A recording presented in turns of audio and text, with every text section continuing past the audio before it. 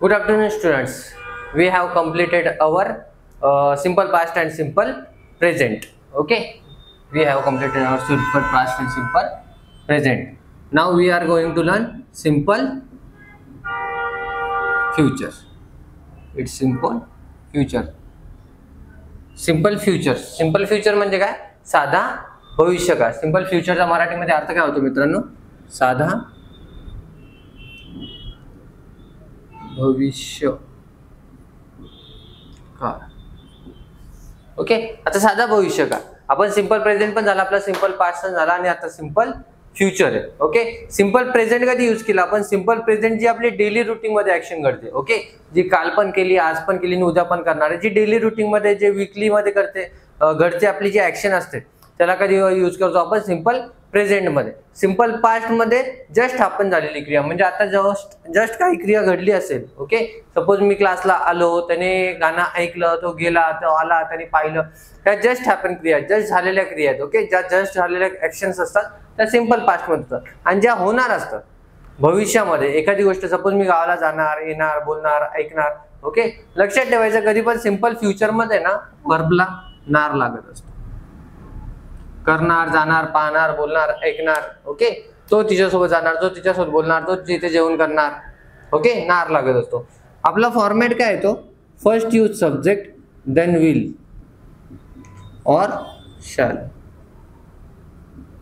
First use subject, then will or shall, then V1, then object. Subject, will, shall, V1 आणि object. Okay, याचा format काय? Sorry, subject काय असतात आपले? He, I, you, we, they, she आणि हे आपले सब्जेक्ट आहेत. I, he, you, we, they, she, it हे आपले काय सब्जेक्ट आहेत. आयचा मराठीमध्ये अर्थ मी, हिचा तो, यू तू, वी आम्ही आपण, दे ते, शी ती आणि इट म्हणजे एखादी नॉन लिव्हिंग थिंग. ओके, आता तुम्ही सब्जेक्टच्या ठिकाणी सपोज ही यूज केला, तर वर्ब काय लागणार आहे? विल. वर्ब काय यूज करायचा आहे? विल. मग विल लावायचा की शॅल लावायचा? ओके, शॅल हा फक्त मित्रांनो आय, शॅल हा फक्त आय आणि विलच लागत असतो फर्स्ट पर्सन. ओके, बाकी सर्वांना काय यूज होत असतो? विल. बाकी सर्वांना काय यूज होत असतो? विल. ओके, आय आणि वी या दोघांनाच फक्त शॅल लागतो, बाकी सगळ्यांना विल यूज होत असतो. ओके, मग आता ही वापरला, हिला काय लागला? विल. वर तुमच्यावर तुम्हाला काय यूज करायचं? He will play. He will play. मग काय प्ले? तर तो क्रिकेट खेळेल, चेस खेळेल, ओके, फुटबॉल खेळेल. He will play cricket. He will play cricket. मराठीमध्ये ही म्हणजे तो काय खेळणार आहे? क्रिकेट. तो क्रिकेट खेळणार. He will play cricket. आपण त्याला खेळणार पण करू शकतो किंवा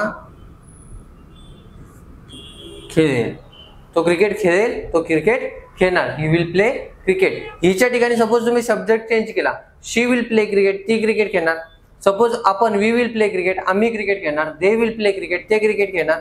सपोज वर तुम्ही चेंज करतात, ही विल सिंग सॉन्ग, तो गाणं गाणार. ही विल वॉच मूवी, तो मूवी बघणार. शी विल वॉच मूवी, ती मूवी बघणार. एखादी ऍक्शन भविष्यामध्ये होणार आहे, that time you have to use subject, will, V1 and object. Will be नाही वापरायचा. विल बी कायसाठी यूज करतो? कंटिन्युअस साठी, जो आपला झालेला आहे ऑलरेडी. विल बी कायसाठी यूज करता? कंटिन्युअस साठी. हा सिंपल फ्युचर, साधा भविष्य आहे की गोष्ट एखादी होणार आहे. ओके, तो गावाला जाणार, तो गावाला जात असेल, ही झाली कंटिन्युअस. ती गावाला जात असेल, ती ऍक्शन घडत असेल. ओके, मी अभ्यास करत असेल, मी मूवी पाहत असेल. ओके, उद्या मी दुपारी 3 वाजता मूवी पाहत असेल. 3 वाजता मूवी पाहत असेल ना, 3 वाजता ती ऍक्शन चालू असेल.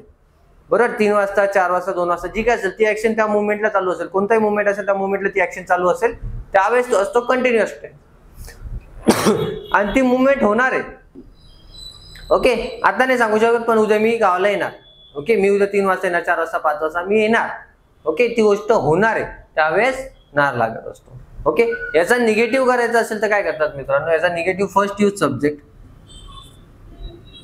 Plus will or shall plus not then V1 आणि object. Okay, he will not V1 आणि ऑब्जेक्ट. सेंटेन्स हाच कॉपीराइट करू. He will not play cricket. He will not play cricket. मराठीमध्ये तो क्रिकेट खेळणार नाही. तो क्रिकेट खेळणार नाही. He will not play cricket. He will not sing song. तो गाणं गाणार नाही. She will not go to village. ती गावाला जाणार नाही. आम्ही पिक्चर बघणार नाही. We will not watch movie. We shall not watch movie. ते व्यायाम करणार नाही. They will not exercise. Okay, एखादी गोष्ट भविष्यात होणार नाही. जसं मी क्लासला येणार नाही. I shall not come to class. मी क्लासला येणार नाही. ती माझी वाट पाहणार नाही. तो गावाला जाणार नाही. ते असाइनमेंट सबमिट करणार नाही. ओके, एखादी क्रिया भविष्यामध्ये होत नसेल किंवा होणार नसेल, सॉरी, एखादी गोष्ट भविष्यामध्ये होणार नसेल, जसं की प्राईम मिनिस्टर उद्या नाशिकला येणार नाही. Prime minister will not come to Nashik tomorrow. समजलं, एखादी गोष्ट होणार नसेल. पण होणार असेल किंवा होणार नसेल हे कधी घडतं? ज्यावेळेस कोणीतरी तुम्हाला प्रश्न करणार किंवा तुम्ही कोणाला तरी प्रश्न करणार, बरोबर. क्वेश्चन केला तर ते ऍक्शन घडणार आहे. म्हणजे समोर तुम्हाला, तुम्ही जर क्वेश्चन करताय तर तुम्हाला आन्सर येणार. ऍक्शन घडणार असं नाही. तुम्ही जर प्रश्न केला तर आन्सर येणार आहे किंवा समोरच्या प्रश्न केला तर आन्सर येणार. तो क्रिकेट खेळणार का? आन्सर काय? तो क्रिकेट खेळणार. किंवा तो क्रिकेट खेळणार नाही, पण तो क्रिकेट खेळणार का हा प्रश्न विचारणं गरजेचं आहे. एकतर तुम्ही विचारणार नाही तर समोरचा विचारेल. ओके, मग प्रश्न विचारताना काय करायचं ना, तुम्हाला फक्त त्यांच्या प्लेसेस चेंज करायच्या. विल सुरुवातीला, सब्जेक्ट नंतर. Will he play cricket.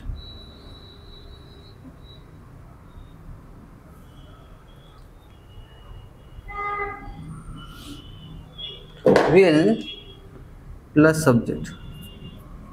He V1. Will he play cricket. Will he play cricket. मराठीमध्ये तो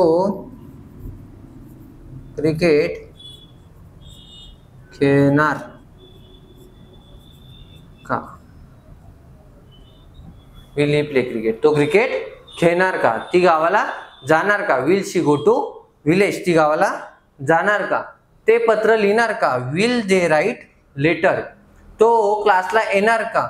will he come to class. Okay, shall we complete that work. आपण ते काम पूर्ण करणार का?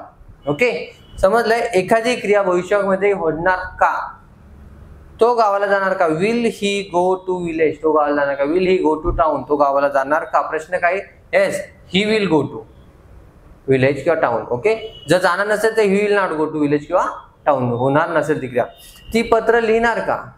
Will she write letter. Will she write a letter. ती पत्र लिहिणार का? आन्सर काय? Yes, she will write a letter. ती पत्र लिहिणार. आणि नसेल लिहिणार तर she will not write a letter. ती पत्र लिहिणार नाही. राहुल मूवी बघणार का? Will Rahul watch movie. Will Rahul watch movie. Answer काय? Yes, Rahul will watch movie किंवा Rahul will not watch movie. Okay, समजले मित्रांनो. हा झाला सिंपल फ्युचर टेन्स. याच्यानंतर आता सिंपल प्रेझेंट, सिंपल पास्ट आणि सिंपल फ्युचर आपले तिघं कंप्लीट झाले. तिघं कंबाईन मध्ये, त्या तिघांमध्ये फरक आहे हा नेक्स्ट व्हिडिओ मध्ये मी तुम्हाला सांगेन. ओके, चलो bye, have a good day.